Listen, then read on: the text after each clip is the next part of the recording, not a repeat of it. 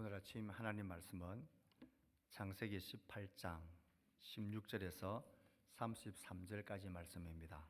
구약 성경 19쪽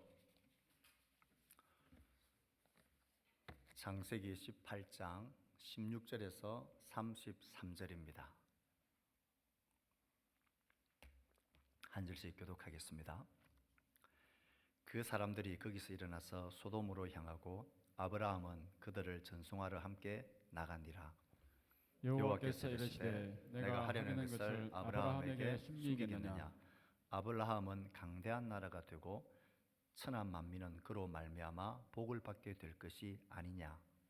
내가 그로 그 자식과 권속에게 명하여 여호와의 도를 지켜 의와 공도를 행하게 하려고 그를 택하였나니 이는 나 여호와가 아브라함에게 대하여 말한 일을 이루려 함이니라.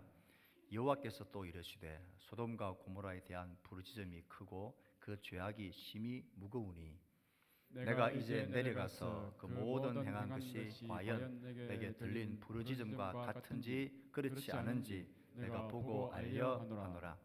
그 사람들이 거기서 떠나 소돔으로 향하여 가고 아브라함은 여호와 앞에 그대로 섰더니 아브라함이 가까이 나아가 이르되 주께서 의인을 악인과 함께 멸하려 하시나이까? 그 성중에 의인 50명이 있을지라도 주께서 그곳을 멸하시고 그 50의인을 위하여 용서하지 아니하시리이까? 주께서 이같이 하사 의인을 악인과 함께 죽이심은 부당하오며 의인과 악인을 같이 하심도 부당하니이다. 세상을 심판하시는 이가 정의를 행하실 것이 아니니이까? 여호와께서 이르시되 내가 만일 소돔 성읍 가운데에서 의인 50명을 찾으면 그들을 위하여 온 지역을 용서하리라. 아브라함이 대답하여 이르되 나는 티끌이나 재와 같사오니 감히 주께 아뢰나이다. 50의인 중에 5명이 부족하다면 그 5명이 부족함으로 말미암아 온 성읍을 멸하시리이까? 이르시되 내가 거기서 45명을 찾으면 멸하지 아니하리라. 아브라함이 또 아뢰어 이르되 거기서 40명을 찾으시면 어찌하시려나이까? 이르시되 40명으로 말미암아 멸하지 아니하리라. 아브라함이 이르되 내 주여 노하지 마시옵고 말씀하게 하옵소서. 거기서 30명을 찾으시면 어찌하려 하시나이까? 이르시되 내가 거기서 30명을 찾으면 그리하지 아니하리라. 아브라함이 또 이르시되 내가 감히 내 주께 아뢰나이다. 거기서 20명을 찾으시면 어찌하려 하시나이까? 이르시되 내가 20명으로 말미암아 그리하지 아니하리라. 아브라함이 또 이르되 주는 노하지 마옵소서.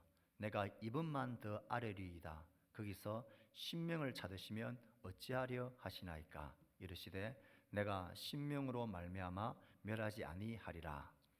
여호와께서 아브라함과 말씀을 마치시고 가시니 아브라함도 자기 곳으로 돌아갔더라. 아멘. 동전에 양면이 있듯이 모든 것에는 양면이 있게 마련입니다.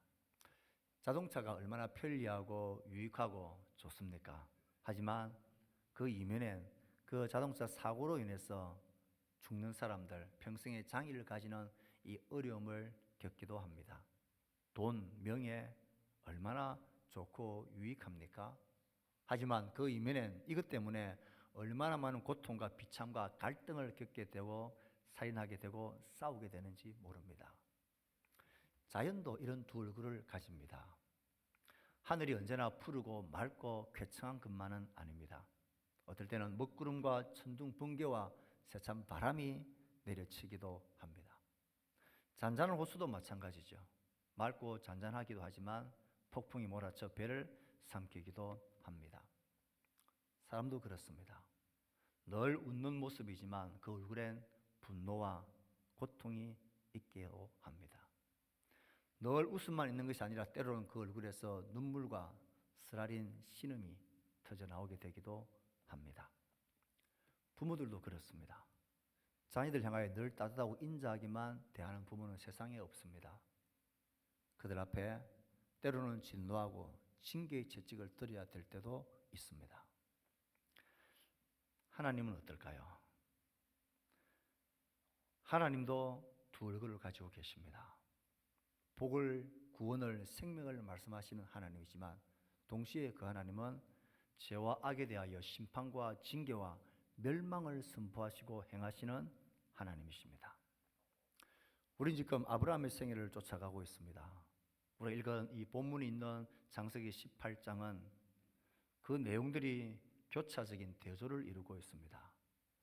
우리가 이때까지 살펴봤던 앞본문 1절부터 15절까지는 아브라함이 자신의 모든 것을 내어주면서 손님을 환대하고 영접하는 말씀이 있고, 그리고 하나님이 아브라함과 그 사라를 통하여 강대한 나라 민족을 이루고 아들을 주겠다라는 생명 탄생, 생명을 살리는 구원하시는 하나님의 모습이 나옵니다. 이어지는 오늘부터의 본문은 그 내용이 전혀 달라집니다. 아브라함과 사라를 향하여 구원과 생명과 언약의 실현을 성취의 뜻을 밝히신 하나님은 이제 그 반대편에 있는 소돔과 고모라 성의 죄와 악에 대해서 심판하시겠다라는 하나님의 멸망의 뜻을 밝히십니다. 사다운 하나님에게 자신의 전부를 내어주며 환대하고 베풀었던 그가 이제는 반대로 그 하나님께 자신의 전부를 걸고 처절하게 하나님께 은혜와 용서를 베풀어 주실 것을 하나님께 요구하고 간구하는 모습이 오늘 본문에 이어집니다. 생명을 살리시고 구원하시고 언약을 이루시는 하나님과 동시에 죄와 악에 대해서 심판하신 하나님의 얼굴의 모습이 나오고, 자신의 전부를 내어 영접하고 베풀던 그가 하나님께 자신의 전부를 걸고 하나님께 베풀어 주시기를 요구하고 구하는 이 모습이 대조되어져 있습니다. 오늘 이 본문에서 하나님은 죄와 악에 대해서 심판을, 멸망을 선포하기 전에 그것과 대조되어지는 지금까지 하나님이 말씀하시던 아브라함과 사라에게 베풀으실 구원과 은혜와 언약의 실천에 대해서 다시 한번 강조하시고 재확인하십니다. 그렇게 하시고 나서 소돔과 고모라 반대편에 있는 죄와 악에 대해서 하나님이 어떻게 심판하시는지를 자신의 모습을 대조시켜 보여주고 계십니다. 18절 19절 말씀을 읽어봅시다. 시작. 아브라함은 강대한 나라가 되고 천한 만민은 그로 말미암아 복을 받게 될 것이 아니냐. 내가 그로 그 자식과 근속에게 명하여 여호와의 도를 지켜 의와 공도를 행하게 하려고 그를 택하였나니 이는 나 여호와가 아브라함에게 대하여 말한 일을 이루려 함이니라. 하나님은 불가능한 현실 속에 있는 아브라함과 사라에게 찾아오셔서 그의 전능하심을 보이시고 알게 하시고 설득하십니다. 내가 너를 강대한 나라가 되게 하겠고 천한 만민이 그로 말미암아 복을 받게 하겠다. 하나님이 이루시는 구원과 놀라운 생명의 역사는 이런 외적인 강대함과 강한 수가 많은 나라, 힘 있는 나라가 되게 하시겠다는 것을 말씀하십니다. 사실 이 말씀을 하고 있는 아브라함과 사라의 상태는 거의 불가능한 상태죠. 그의 나이도 많고 특별히 사라의 생리가 끊어졌으니 그 몸은 후손을 낳기에는 죽은 몸입니다. 그런데도 하나님은 자신의 전능하심을 그에게 말씀하시며 내가 못할 일이 있겠느냐, 그러면서 내가 반드시 강대한 나라, 수없는 민족 자손을 내가 줄 거고, 그리고 그 자손을 통하여, 그 나라를 통하여 모든 민족이 복을 받게 하는 대단히 영향력 있는 나라로 만들겠다 하십니다. 하나님은 이를 행하시기에 전능하신 분이십니다. 우리에겐 불가능해 보이고 그 아브라함과 사라의 현실에는 도저히 있을 수 없는 일이지만 하나님은 불가능한 일을 행하시는 분이십니다. 하나님은 이 아브라함과 이 사라의 모든 절망을, 괴로움을 바꾸실 수 있는 분이십니다. 심지어 그 하나님은 죽은 자를 일으키시는 분이십니다. 어떤 불가능한 상황, 처절한 상황 속에서도 하나님은 그 약속하신 일을 성취하시고 이루셔서 반드시 구원과 생명과 언약의 복을 이루시기에 능하신 분이십니다. 지금도 하나님은 그런 분이십니다. 때론 우리가 병과 절망과 고통의 문제 앞에서 좌절하고 넘어질 형편 속에서도 우리 하나님은 능치 못할 일이 없으신 분이십니다. 그렇게 하나님은 우리를 세우시고 구원시키시는 분이십니다. 아브라함과 사라가 이런 외적인 모습으로 그를 강대하게 하겠다 하나님의 전능하신 이 생명의 약속은 사실 이것이 핵심이 아닙니다. 진짜 하나님의 핵심, 하나님의 전능하심이 나타내는 그 복과 구원의 핵심은 이어지는 말씀 속에 있습니다. 강대한 나라 천하 만민이 그로 말미암아 복을 받게 하는데 하나님은 그 백성들의 내적인 모습을 새롭게 변화시키십니다. 뭐라고 말합니까? 내가 그로 그 자식과 권속에게 명하여 여호와의 도를 지켜 의와 공도를 행하게 하려고 그를 택하였나니. 하나님의 전능하심과 하나님의 복과 구원은 우리를 외적인 모습으로 강대하고 수가 많고 잘 나가는 백성이 되게 하는 그것이 끝이 아닙니다.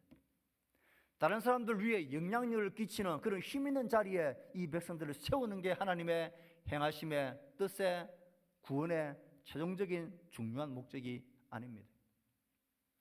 전능하신 하나님이 아브라함과 사라를 통하여 그 후손을 통하여 행하시는 그의 전능하신 능력의 진짜 핵심은 강대한 민족, 복을 주는 민족, 그보다 더 중요한 것은 그 백성들의 심령과 마음을 바꾸십니다. 어떤 백성으로 바꾸셔요? 여호와의 도를 지키며 의와 공도를 행하는 새로운 언약의 신실한 백성으로 만들어내는 게 하나님의 진짜 전능하심이요 능력입니다. 하나님은 아브라함과 그의 후손, 믿음의 후손들이 이 세상이 어떤 가치를 쫓아 살아가든 상관없이 세상이 우리를 유혹하고 위협하는 그 모든 것들에 관하여서 우리의 가치가 다른 백성이 되기를 원하십니다. 하나님은 우리가 세상의 법도와 세상의 가치와 질서를 쫓아가지 않고 하나님의 도를 따르고 그의 의와 그의 공의와 정의를 지키며 사는 새 언약의 백성이 되게 하는 게 하나님의 진짜 능력입니다. 사랑하는 성도 여러분, 하나님 우리에게 전능하신 분으로 임하실 때 어떤 모습이 핵심일까요? 우리의 어려움을 해결시켜 주시고 우리의 병든 몸을 고쳐주시고 우리가 원하는 바를 성취해 주시는, 그래서 우리를 강대한 사람이 되게 만들고 우리의 자녀들을 출세하게 만드는 그런 하나님의 능력, 그것보다 진짜 하나님의 전능하심은 우리와 우리의 자손들과 언약의 백성들의 심령 속에 새로운 가치관, 새로운 생명을 심어주십니다. 새로운 피조물로 창조하십니다.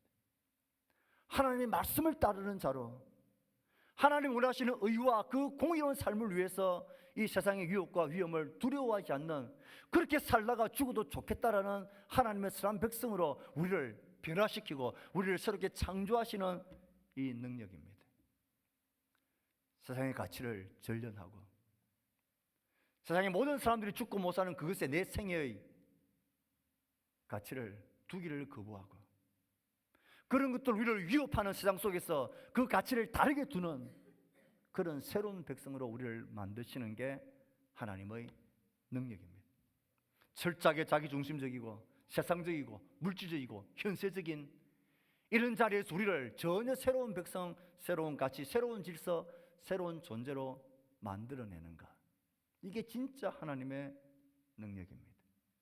그러므로 하나님의 진짜 능력은 우리가 예수를 믿음으로 예수를 주로 고백하게 만들고 나의 죄인됨을 인정하게 만들고 예수 그리스도의 대속의 죽음을 내가 믿게 만들고 그런 하나님의 백성으로 하나님 나라를 꿈꾸며 살아가는 그런 사람으로 변화되어졌다는 것이, 이게 진짜 하나님의 능력입니다. 하나님은 아브라함과 그 후손을 그렇게 변화시키는 약속과 구원을 성취하시는 분이십니다.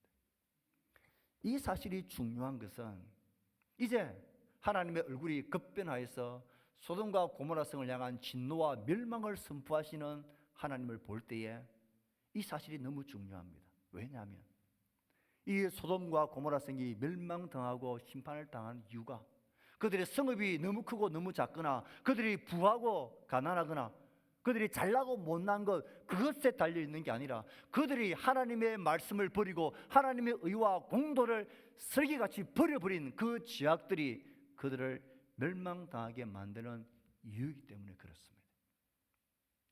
아브라함과 그 후손에 대하여 생명과 복을 선포하신 하나님의 그 뜻이 이제는 정반대의 모습으로 돌변합니다. 20절 21절 말씀을 보면 이제 하나님이 심판하시는 하나님의 얼굴을 소돔과 고모라 성을 향하여 돌리십니다. 20절 21절 말씀을 읽습니다. 시작. 여호와께서 또 이르시되 소돔과 고모라에 대한 부르짖음이 크고 죄악이 심히 무거우니 내가 이제 내려가서 그 모든 행한 것이 과연 내게 부르짖음과 같은지 그렇지 않은지 내가 보고 알려 하노라. 하나님이 가시리 하다가 아브라함에게 내가 못할 말이 못 있겠느냐 하면서 하나님의 소돔과 고모라 성을 향한 심판의 뜻을 그에게 밝히십니다. 마치 친한 친구가 서로 얘기하는 것처럼 하나님은 아브라함에게 심판의 메시지를 선포하고 말해줍니다. 아브라함과 그 자손에겐 하나님의 도를 지키고 의와 공도를 행하려 택하였지만 그러나 그 하나님은 불의한 자들, 악한 자들은 멸망하고 심판하신 하나님으로 자신을 나타내십니다. 소돔과 고모라 성의 그 죄악과 그 악에 대한 부르짖음이 하늘에 사무치고 그 죄악이 너무나 힘이 크다는 것을 하나님은 알고 계셨습니다. 이제 그들이 부인할 수 없도록 현장 검증을 하러 오신 것입니다. 우리는 소돔과 고모라의 악한 모습과 그 최후를 잘 알고 있습니다. 그들은 아브라함이 보여주었던 자신의 모든 걸 베풀어주는 이 환대의 기본적인 삶의 모습이 전혀 없었습니다. 우리가 다음 장에서 살펴봐서 알 수 있겠지만 그들은 자기를 찾아온 손님들, 선사들을 그들은 위협합니다. 심지어 성적인 대상으로 그들을 조롱하고 그들을 박대합니다. 가장 기본적인 이 손님에 대한 환대마저 그들은 아무것도 없었습니다. 그래서 그들은 하나님의 심판의 멸망의 대상이 됩니다. 우리 이 사실을 가만히 보면서 진지하게 생각해 봐야 합니다. 구원과 심판은 동일한 하나님의 두 얼굴입니다. 동전의 양면과도 같습니다. 하나님의 전능하심은 자기의 백성들, 의와 공도를 따르는 자기의 백성들이 어떤 불가능한 상황에 처해 있다 할지라도 사라와 같은 그 몸에서조차도 하나님은 생명을 탄생하는 전능하신 능력으로 그 가운데 임하십니다. 하나님이 구원하지 못할 자기의 백성의 어려운 처지란 없습니다. 하나님이 바꾸지 못할 자기 백성들의 괴로움은 없습니다. 전능하신 하나님은 그 구원의 얼굴로 우리에게 자신을 나타내시는 동시에 이와 똑같은 하나님의 전능하신 능력은 아무리 그 성이 크고 아무리 화려하고 아무리 많은 지식과 불을 축적했다 할지라도 하나님에서 떠난 하나님의 말씀을 저버리고 그의 의와 공도를 헌시짝같이 버린 그 백성들을 향하여 하나님은 심판하십니다. 그 죄에 대하여 하나님은 징벌하십니다. 그들은 결국 멸망당하고 불태움을 당할 것입니다. 우린 이 하나님의 뜻을 보면서 똑똑히 기억하고 생각해야 합니다. 그들이 멸망당한 것은 성의 크고 작음아, 그의 부의 크고 작음, 우리가 그렇게 내 삶을 걸고 추구하고 싶어하는 그것 때문이 아니었습니다. 그들이 아무리 그런 것들 다 가지고 취해도 그들이 하나님을 따르는 길에서 멀리 있으면 하나님의 심판을 면할 수가 없습니다. 느리고 지체되는 것 같아 보이지만 하나님은 반드시 심판하시는 분이십니다. 사랑하는 성도 여러분, 하나님은 이 세대를 보시고 계십니다.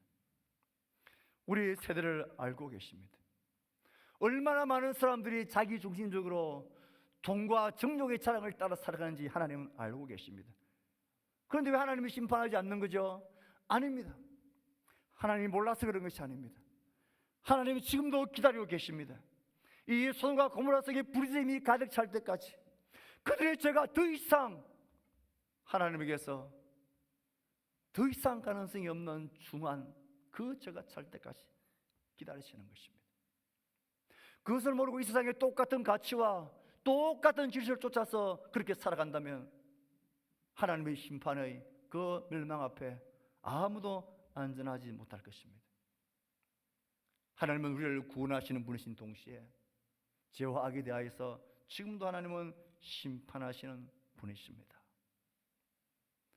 하나님은 구원하신 하나님인 동시에 죄와 악에 대하여서 심판하시는 하나님이십니다. 아브라함이 이 하나님의 뜻을 딱 알고 난 이후에 그 하나님께 보인 반응은 무엇입니까? 지금까지는 그렇게 자신의 전부를 베풀어 환대했던 그가 이제는 하나님께 자신의 전부를 걸고 하나님께 요구를 합니다. 무엇을 요구합니까? 하나님 분명히 그의 의와 공의로운 하나님이신데 의인들을 악인과 함께 멸하시는 것이 그게 하나님의 의에 맞습니까? 하나님 그럴 수 있습니까? 이 성에 의인 50이 있으면 하나님 이 성을 어떻게 할 겁니까? 아마 아브라함은 그 성에 있는 조카 롯을 마음에 두었던 것이 분명해 보입니다. 몇 번에 걸쳐서 아브라함은 하나님에게 요구를 합니까? 50명, 45명, 40명, 30명, 20명. 하나님 내가 마지막으로 간구하는데 노하지 마시고 하나님 그 성에 의인 10명만 있으면 어떻게 하실 겁니까? 하나님 용서하시겠다 그러셨습니다. 왜 10명에서 아브라함은 멈춘 것입니까? 그 당시 10명은 그 당시 사회에서 가정을 이루는 최소 단위 숫자이기 때문에 그렇습니다. 그곳에 있는 아브라함의 조카 롯을 생각했던 것입니다. 그 롯의 가정만이라도 그곳에 하나님의 공의를 따르고 하나님의 말씀을 따르는 자로 서 있다면 그 성은 구원받을 수 있겠다라는 이런 자신감이 있었기 때문이고 이런 안도감이 그에게 있었기 때문입니다. 6번에 걸친 하나님을 향한 간절한 처절한 그의 요구와 하나님을 향한 설득을 볼 때에 우리는 아브라함의 이 모습 앞에 감격하게 됩니다. 어떻게 이렇게까지 철저하게 하나님 앞에 그를 설득하고 그 앞에 요구할 수 있을까? 그는 포기할 수가 없었습니다. 나의 조카를 포기할 수 없었고 그 성을 포기할 수가 없었던 것입니다. 하나님 그 성에 있는 나의 조카 그 가정 10명의 의인만 있어도 하나님 그를 보시고 용서해 달라는 것입니다. 왜 하나님이 우리를 공동체란 이름으로 나의 친구란 이름으로 나의 동료란 이름으로 나의 선후배란 이름으로 특별히 나의 가족이란 이름으로 우리를 묶어두셨을까요? 포기하지 말라는 것입니다. 다른 사람은 다 포기해도 너는 끝까지 포기하지 말라는 것입니다. 네가 그 이름을 품고 기도하기를 멈추면 이 세상에 그 영혼과 그 이름을 품고 기도할 사람이 아무도 없다는 것을 우리 가운데 잊지 말라는 것입니다. 우리는 아브라함의 이 철저한 하나님을 향한 요구와 하나님을 막아서고 설득하는 이 모습을 볼 때에 우리의 가족들, 우리의 자녀들, 우리의 다음 세대들, 나의 지인과 나의 소중한 사람들, 나의 옳고스에 대한 이 간절하고 철저한 마음들이 우리 가운데 도전이 되어야 마땅합니다. 우리는 포기할 수가 없는 것입니다. 우리는 그 기도를 멈출 수가 없는 것입니다. 아브라함의 이 필사적인 하나님을 향한 설득도 참 놀랍고 도전이지만 더 감격적이고 더 도전이 되는 것은 이 아브라함의 이 필사적인 요구 앞에 기꺼이 설득을 당하시고 있는 하나님의 마음 때문입니다. 하나님의 본심은 뭘까요? 하나님은 구원하시기도 하고 심판하시는 하나님이신데 하나님의 진짜 본심은 무엇일까요? 하나님 이들이 망하지 않는 것입니다. 이들이 돌아와 사는 것입니다. 소돔과 고모라 성에 있는 그 수많은 사람들이 내가 그 성에서 단 10명만 의인을 찾아도 이 사람들 때문에 내가 그 성을 용서하겠다라는 그 하나님의 마음은 누구 한 가정이 그 성에 있기를 바라는 것입니다. 단지 한 가정, 단 10명의 의인만 있어도 내가 이 성을 살리고 싶다는 것입니다. 누가 나 좀 막아서서 나를 설득해서 나에게 이 성을 용서해달라고 요구해 줄 것을 하나님이 간절히 바라는 것입니다. 그렇게 하나님은 6번에 걸쳐서 이 아브라함의 요구를 그대로 받으시고 기쁜 마음으로 설득당해 주십니다. 사랑하는 성도 여러분, 저는 이 말씀을 보면서 이런 생각 들었습니다. 아브라함이 만약 10명에 멈추지 않고 하나님 5명은요? 아니 하나님 그것도 안 되고 진짜로 제가 하나님 앞에 말씀드리는 하나님 그 성에 단 한 사람만이라도 의인이 있으면 하나님 어떻게 하실 겁니까? 그 한 사람과 함께 그 죄인들을 하나님 멸망시킬 겁니까? 함께 그들을 그렇게 멸망시킬 겁니까? 그렇게 물었다면 하나님의 대답은 무엇이었을까요? 성경은 이 하나님에 대한 대답을 우리에게 분명하게 보여줍니다. 에스겔 선지자 때에 그 백성들은 정말로 악했습니다. 그들은 포악했고 강탈을 일삼았고 가난하고 궁핍한 자를 압제했고 나그네를 부당하게 학대했습니다. 그 결과 하나님의 분노를 하나님은 그들 위에 쏟으셨습니다. 진노의 불로 그들을 멸하셨고 그들의 행위대로 그들 머리 위에 보응하셨습니다. 그런데 하나님이 이렇게 진노하고 그들에게 보응하시기 전에 하나님이 간절히 찾았던 한 사람이 있습니다. 에스겔서 22장 30절 말씀입니다. 시작. 이 땅을 위하여 성을 쌓으며, 우리 같이 읽어봅시다. 시작. 이 땅을 위하여 성을 쌓으며 성 무너진 데를 막았소서. 나로 하여금 멸하지 못하게 할 사람을 내가 그 가운데서 찾다가 찾지 못하였으므로. 하나님이 찾으십니다. 하나님이 그 성 위에 진노의 불을 내리시기 전에, 그들을 멸망시키기 전에 하나님은 누구 한 사람을 찾으셨습니다. 성 무너진 데를 막았소서. 하나님 안 됩니다. 하나님 나를 봐서라도 이 성을 멸망시켜서는 안 됩니다. 그렇게 하나님을 설득하는 한 사람을 찾으셨습니다. 이 하나님의 대답은 예레미야를 향하여서 정확하게 들려집니다. 멸망당한 예루살렘을 향한 예레미야 선지자에게 하신 하나님의 대답은 너무나 충격적입니다. 예레미야서 5장 1절을 같이 읽습니다. 시작. 안 뜨는구나. 죄송합니다. 너희는 예루살렘 거리로 빨리 달리며 그 넓은 거리에서 찾아보고 알라. 너희가 만일 정의를 행하며 진리를 구하는 자를 한 사람이라도 찾으면 내가 이 성읍을 용서하리라. 이게 하나님의 본심이고 마음입니다. 이 성읍을 이곳에 저곳까지 빨리 달려가면서 정의를 행하며 진리를 구하는 자를 단 한 사람이라도 찾으면 내가 이 성읍을 용서하리라. 하나님 용서하고 싶습니다. 하나님은 그들을 살리고 싶습니다. 하나님은 그들이 멸망당하는 것을 원하지 않으셨습니다. 그래서 누구 한 사람이라도 정의를 행하고 주의 말씀을 따라 행하고 의와 공도를 지켜나가는 사람, 한 가정만 있어도 내가 이 성을 용서하겠다 말씀하십니다. 하나님의 대답은 너무나 분명합니다. 하나님은 아브라함의 이 요구에 설득당하십니다. 5명, 1명까지 내려갔더라도 하나님의 대답은 똑같았을 것입니다. 이 하나님의 마음을 알고 나면 우리는 분명한 결론을 내릴 수가 있습니다. 저 소돔과 고모라 성이 멸망당한 것은 그들의 죄와 악이 사무치고 부르짖음이 너무 커서 그런 게 아니라는 것을 알게 됩니다. 그곳엔 하나님을 막았어서 하나님을 설득하는 정의를 행하고 의를 행하는 의인이 한 사람도 없었기 때문입니다. 그들이 멸망당한 것은 그들의 죄라기보다는 그들 가운데 하나님의 의로운 빛을 밝히는 사람이 없었기 때문입니다. 이 원리는 우리에게 굉장한 도전을 줍니다.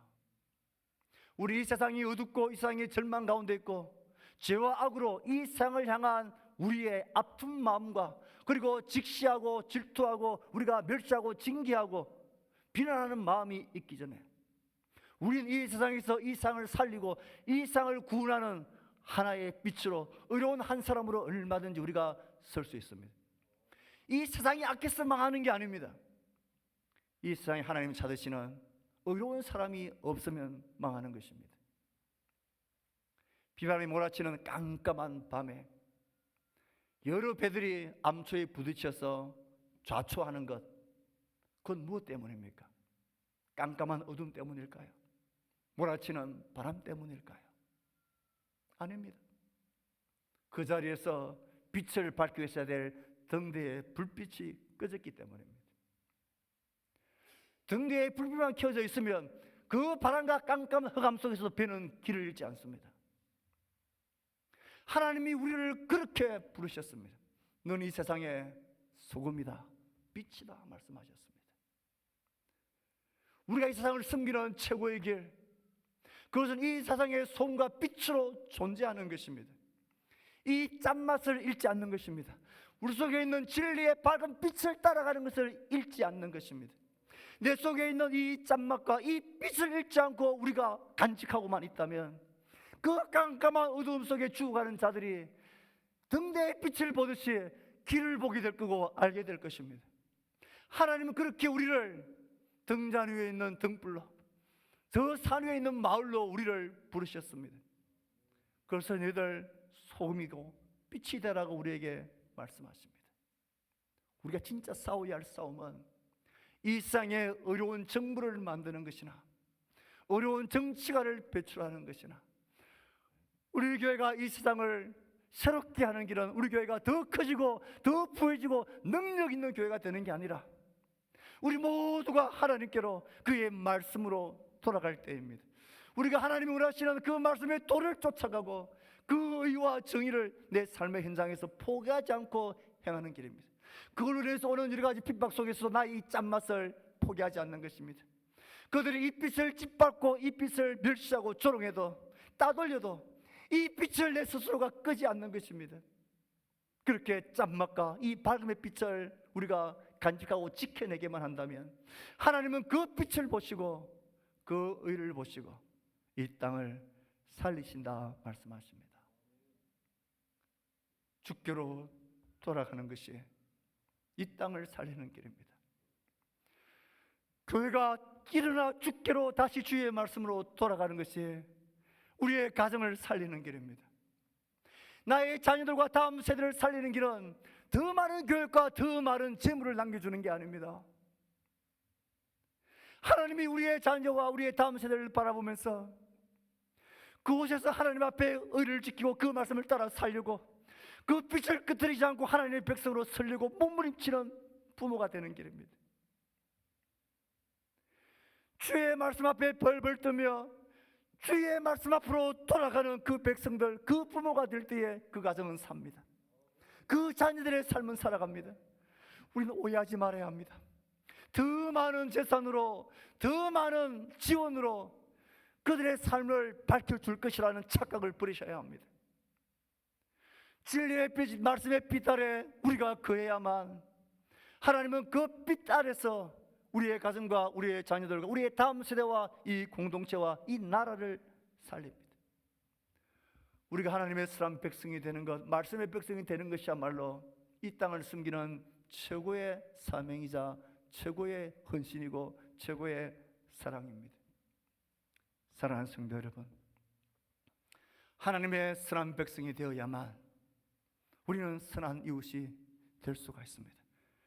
선한 이웃이 되는 최고의 길, 그들을 살리는 최고의 길은 우리가 하나님의 선한 백성, 말씀의 백성이 되는 것을 포기하지 않을 때입니다. 그럴 때 하나님은 우리를 보시며 하나님은 이 세상을 향한 용서와 구원의 빛을 펼치시고 이루십니다. 말씀을 맺을까 합니다. 우린 창세기 18장에서 하나님의 두 얼굴을 봅니다. 그 전능하신 하나님은 어떤 불가능한 상황 속에서도 자기의 백성을 구원하시기에 능하신 분이십니다. 동시에 하나님은 어떤 견고한 삶 속에서라도 죄와 악에 대해서 반드시 심판하시는 전능하신 하나님이십니다. 구원과 생명의 길, 심판의 길을 하나님 우리 앞에 두시고 너 어느 길을 걸어갈래? 너 어떤 하나님의 백성으로 살래? 우리에게 도전하십니다. 아브라함과 사라를 찾아와서 이 불가능한 상황 속에서 이 전능하신 하나님을 믿도록 설득하신 하나님께서는 그 백성들을 하나님의 도를 행하고 그의 의와 그의 진리의 길을 걷는 백성으로 변화시키고 창조하십니다. 그래서 그 백성들을 통하여서 이 땅을 살리고 싶어 하십니다. 그 부모를 통하여 그 가정을 살리고 싶어 하고 자녀를 살리고 싶어 하고 그 마을을 살리고 싶어 하십니다.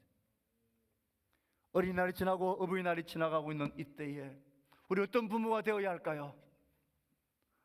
어떤 세대를 준비하는 하나님의 백성이 되어야 할까요?